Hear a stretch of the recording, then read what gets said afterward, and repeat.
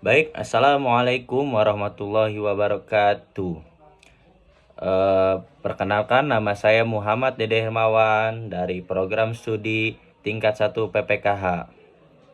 Baik, mungkin saya akan menjelaskan sedikit materi tentang penyuluhan. Jadi, penyuluhan itu merupakan upaya perubahan perilaku manusia yang dilakukan melalui pendekatan edukatif. Nah, pendekatan edukatif diartikan sebagai rangkaian kegiatan yang dilakukan secara sistematik, yang tersusun, yang terencana, yang terstruktur, dan terarah dengan peran serta aktif individu, kelompok, eh, atau masyarakat. Tujuannya tuh untuk memecahkan masalah dengan memperhitungkan faktor sosial, faktor ekonomi, dan budaya setempat. Nah, penyuluhan merupakan suatu usaha menyebar luaskan hal-hal yang baru atau informasi-informasi yang tidak diketahui oleh para petani agar masyarakat tertarik dan berminat dan bersedia untuk melaksanakannya dalam kehidupan mereka sehari-hari.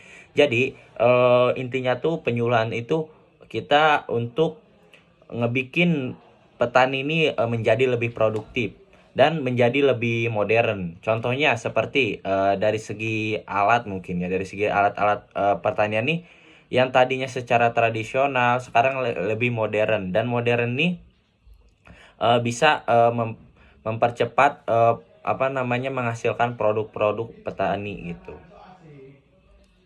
Nah, penyuluhan tidak lepas dari bagaimana agar sasaran penyuluhan dapat mengerti, itu yang saya jelaskan tadi, mengerti, memahami, tertarik, dan mengikuti apa yang disuluhkan dengan baik. Artinya suluh itu kan terang artinya.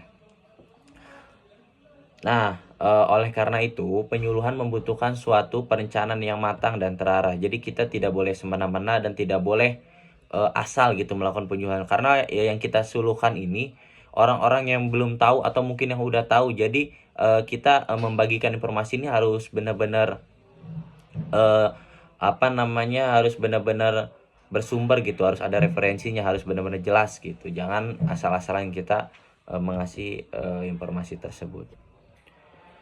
Nah, di sini pun ada beberapa definisi dan pengertian penyuluh. Mungkin saya sebutkan dari salah satu pendapat ya.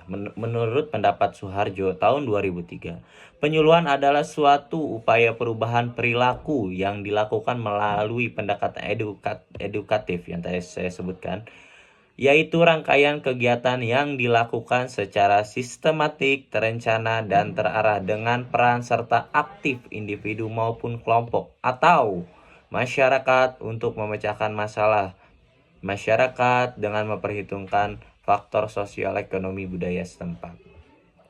Baik, apa sih itu tujuan penyuluhan? Nah, tujuan penyuluhan ini itu bertujuan untuk mengubah kehidupan masyarakat menjadi lebih baik. Nah, dari keadaan yang ada, perubahan kehidupan masyarakat tersebut mencakup setiap bidang, di segala segi dan dalam semua lapangan. Menurut Karta Saputro, tahun 1987, terdapat dua tujuan penyuluhan. Yang pertama, tujuan jangka pendek dan tujuan jangka panjang. Pastinya tujuan jangka pendek ini perubahan tingkat pengetahuan. Ya. Yang kedua ini ada perubahan tingkat kecakapan dan kemampuan. Yang ketiga perubahan sikap. Yang keempat perubahan motif tindakan. Nah, tujuan jangka panjang nih ada better farming.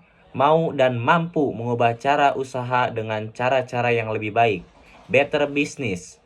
Berusaha yang lebih menguntungkan. Better living, menghemat dan tidak berfoya-foya setelah tujuan utama telah tercapai.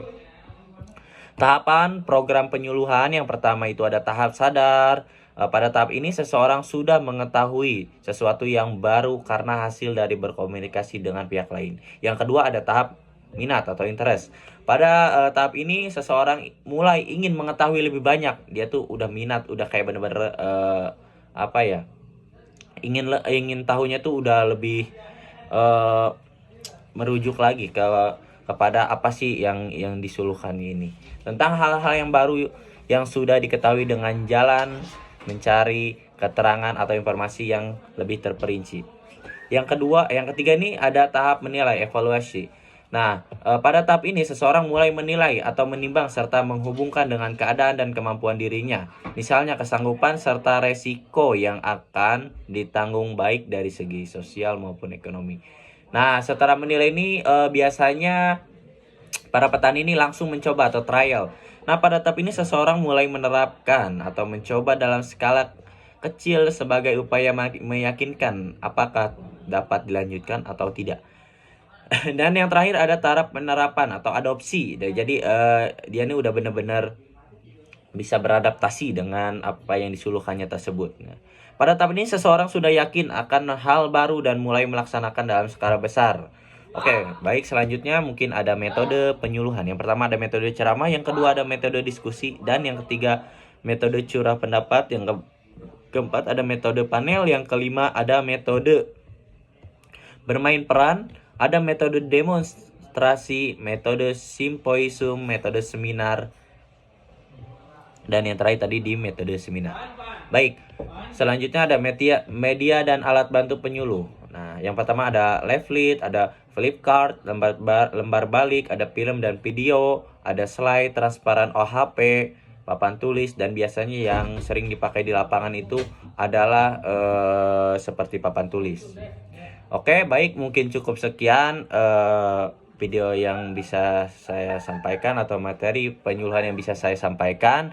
Apabila ada kesalahan kata dari saya, mohon dikoreksi. Kurang lebihnya mohon maaf. Terima kasih kepada teman-teman yang sudah menonton. Jangan lupa subscribe YouTube channel ini, like dan subscribe.